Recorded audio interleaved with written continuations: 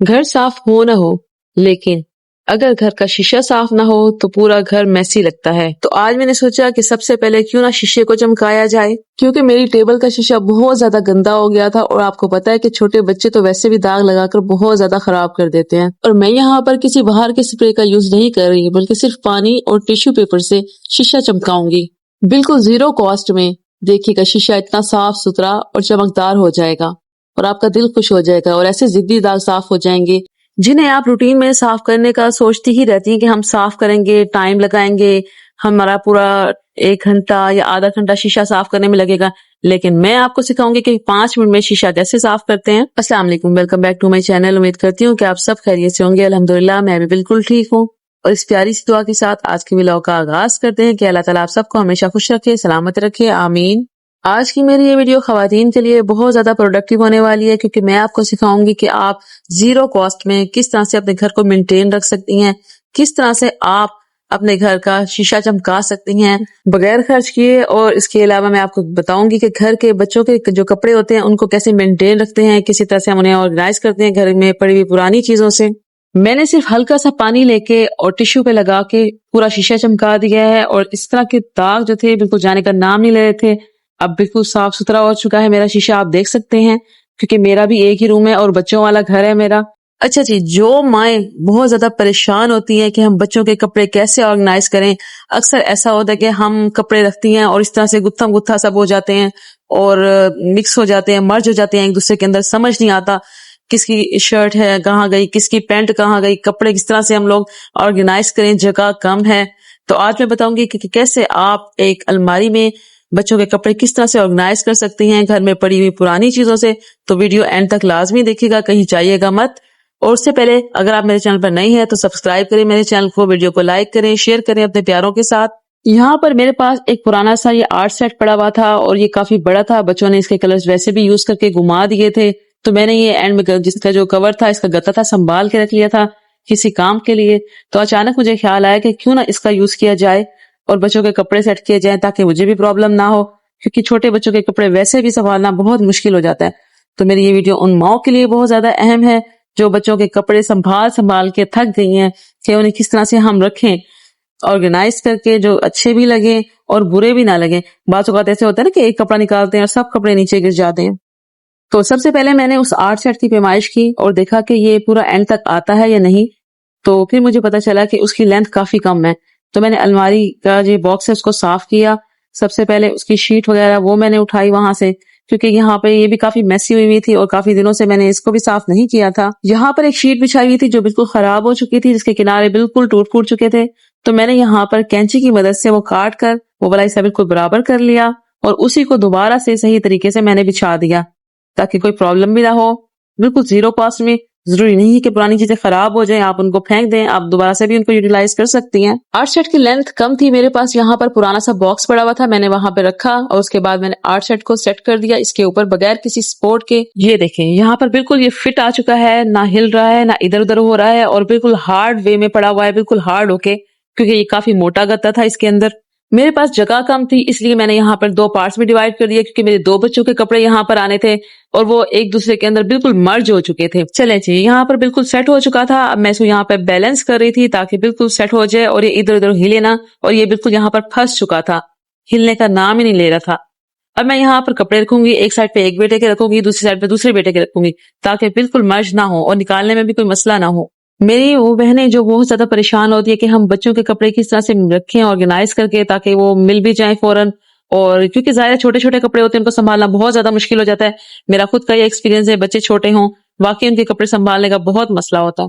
اچھا جی، میں اکثر بچوں کے کپڑے ایسے ہی رکھتی ہوں، ان کی جو نیکرز یا ان کی پینٹس وغیرہ ہوتی ہیں نا، ان کے اندر ان کی شرٹس کو ڈال کر لپیٹ کر پھر رکھ دیتی ہوں. پھر پورا سیٹ جیسے ہوتا ہے شرٹس کا، پینٹ کا، پورا پراپر سوٹ ایسے نکل آتا ہے. ایسے ہی ان کی جو شلوار قمیض ہوتی ہے، کرتا شلوار ہوتی ہے، ان کے ساتھ بھی ایسے ہی کرتی ہوں کہ ایک دوسرے کے اندر بالکل نہ فولڈ کر کے رکھ دیتی ہوں تاکہ وہ ایزیلی مل جائیں.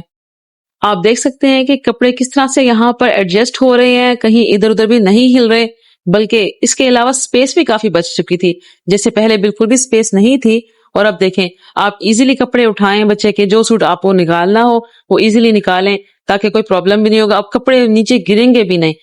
سب سے بڑھ کر یہ ہے کہ آپ کو جو ہے ذہنی سکون ہوگا گھر میں کپڑے پھیلے ہوئے ہوں، جگہ جگہ گرے ہوئے ہوں، تو وہ بہت زیادہ جو ہے ٹینشن ہوتی ہے، خاص طور پہ ماؤں کو، ہم جیسی خواتین کو جن کے چھوٹے چھوٹے بچے ہوں، ان کو سنبھالنا جو ہے، کپڑوں کو خاص طور پہ سنبھالنا، اکثر یہی ہوتا ہے نا، کپڑوں کو کہاں پہ رکھیں، کہاں ان کی جگہ بنائیں، کیسے ہم ان کو مینج رکھیں، اسپیشلی ان ماؤں کے لیے جو کہ جوائنٹ فیملی سسٹم میں رہتی ہیں اور جن کے پاس میری طرح ایک ہی روم ہے۔ اکثر ماؤں کے لیے سب سے بڑا مسئلہ یہی ہوتا ہے کہ دھل تو جاتے ہیں، کپڑے واش کر لیتے ہیں، لیکن ان کو تہہ لگا کے ان کو اپنی جگہ پر رکھنا، ان کو اچھے طریقے سے آرگنائز کرنا، یہ زیادہ مشکل کام لگتا ہے۔ اور بعض اوقات تو ایسا ہوتا ہے کہ اکثر خواتین جو ہے کپڑے دھو کے اور کتنے کتنے دن تک وہ پڑے رہتے ہیں، ایسے ہی چارپائیوں پہ، ایسے ہی بیڈس پہ پڑے رہتے ہیں، ہم ٹائم ملے گا تو ان کو سمیٹ لیں گے، تو اس سے بھی کافی زیادہ جو ہے نا روم میسی لگتا ہے۔ تو کوشش کیا کریں کہ جیسے ہی آپ کپڑے واش کیا کریں، فوراً ہی سوکھنے کے بعد ان کو فولڈ کر کے اپنی جگہ پر رکھ دیا کریں تہہ کر کے، تاکہ آپ کے لیے بھی ٹینشن نہ ہو اور گھر بھی گندا نہ لگے۔ آپ دیکھ سکتے ہیں کہ اتنی تھوڑی سی جگہ پہ اتنے سارے کپڑے کس طرح سے ایڈجسٹ ہو گئے ہیں اور بہت زیادہ اسپیس بھی بچ چکی ہے۔ اور دیکھیں یہاں پر بالکل آرگنائز ہو چکے ہیں کپڑے، اور دیکھیں کتنی نیٹنس بھی آ گئی ہے، اور کوئی مسئلہ بھی نہیں ہے، اور مجھے کوئی ٹینشن بھی نہیں ہوگی کہ بچوں کے کپڑے جو ہے کس طرح سے میں نے نکالنے ہیں، رکھنے ہیں، نکالوں گی تو الماری سے سارے نکل آئیں گے، پھر ان کو اٹھا کے دبا دبا کے باکس میں ڈالنا، سب سے مشکل کام یہی ہوتا ہے کہ بچوں کے کپڑے جب نکال کے ڈالیں تو وہ اندر گھستے ہی نہیں ہیں۔ اچھا جی، یہاں پر نیکسٹ میں اب یہاں پہ کر رہی تھی کہ کس طرح سے میں اپنے چارجنگ فین کے لیے جگہ بناؤں، کیونکہ بچے اکثر جو ہے اپنے چارجنگ فین کو چھیڑتے رہتے ہیں اور لائٹ جائے تو بہت زیادہ مسئلہ ہوتا ہے۔ پھر میں نے سوچا کہ الماری کا ایک حصہ خالی کر کے تو میں یہاں پر جو ہے یہ چارجنگ فین یہاں پر رکھ دوں تاکہ مجھے کوئی مسئلہ بھی نہ ہو۔ اور مزید میری تیسری ٹپ یہ ہے کہ آپ اس طرح کے بچوں کے جو پرانے بیگ ہوتے ہیں ان کو ویسٹ مت کیا کریں، کسی کو نہ دیا کریں۔ بعض اوقات ایسا ہوتا ہے کہ اس میں ہماری کافی ساری چیزیں آ جاتی ہیں، ہم ان کو ایزیلی یہاں پر رکھ سکتے ہیں۔ میرے پاس ایکسٹرا بچوں کے کپڑے بچ چکے تھے کیونکہ یہاں پر کافی جو ہے موسم چینج ہو چکا تھا، تو پھر میں نے ان کے موٹے کپڑے نکال کر اس بیگ میں ڈال لیے۔ یہ بیگ جو ہے بالکل فری تھا، ایکسٹرا تھا، میں نے سوچا کہ اس بیگ کو ضائع مت کیا جائے، ایکسٹرا کپڑے اسی بیگ میں ڈال کر رکھ دیے جائیں۔ یہ ضروری نہیں ہوتا کہ ہر دفعہ کوئی بھی چیز ہم رکھیں، جیسے کپڑے وغیرہ بیگ میں رکھیں تو ہر دفعہ ہم نئے بیگز وغیرہ لیں، ان کو آرگنائز کریں۔ بعض اوقات پڑی ہوئی چیزیں بھی کام آ جاتی ہیں، ان کو دوبارہ سے یوٹیلائز بھی کیا جا سکتا ہے۔ کوئی بھی کام کرنے سے پہلے اپنے گولز جو ہے وہ آپ پلان کر لیا کریں کہ آپ نے کیا کیا اپنے کام کرنے ہیں، کس طرح سے آج اپنے دن کو پروڈکٹیو بنانا ہے، کس طرح سے آپ نے ترتیب سے سب کام کرنے ہیں۔ کیونکہ بعض اوقات ایسا ہوتا ہے کہ ہم بغیر سوچے سمجھے کام کرنے لگ جاتے ہیں، ہمیں سمجھ ہی نہیں آتا کہ ہمیں کیا کام کرنا ہے، کیا کام نہیں کرنا، تو جو ضروری کام ہوتے ہیں وہ رہ جاتے ہیں، جو غیر ضروری کام ہوتے ہیں وہ ہو جاتے ہیں۔